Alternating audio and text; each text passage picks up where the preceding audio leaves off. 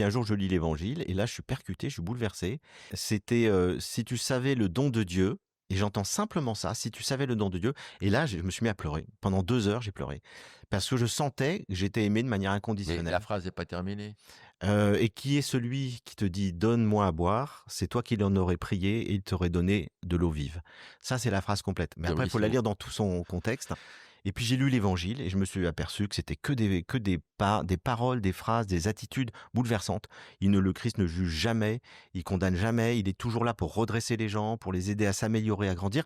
Et j'ai senti que j'avais rencontré la personne de l'humanité, parce que pour moi c'est un homme, heu, qui m'a le plus touché, si tu veux. Et j'ai eu envie de me mettre, entre guillemets, un petit peu comme lui, de tout quitter. Donc j'ai vendu mes disques. Tu te rends compte, j'étais hyper attaché. J'avais une collection de vinyles absolument incroyable. J'ai tout, mais j'ai pas vendu, Encore un j'ai point donné. commun. Moi, J'ai donné tout. je les ai donnés aussi. J'ai donné tout et je suis parti pendant 3 ans pour vivre l'évangile. Et là, j'en suis revenu parce que je me suis aperçu que je cherchais l'évangile et j'ai trouvé l'église. C'est-à-dire, j'ai trouvé une institution hyper rigide. Je faisais du yoga, de la méditation, on me dit c'est satanique. Dès que tu lis autre chose que le truc, bon, il s'intéressait à la philo, donc c'est bien. Mais à côté de ça, je dirais qu'il y avait plein de choses que je ne supportais pas. Et du coup, j'ai tenu difficilement 3 ans et je suis parti.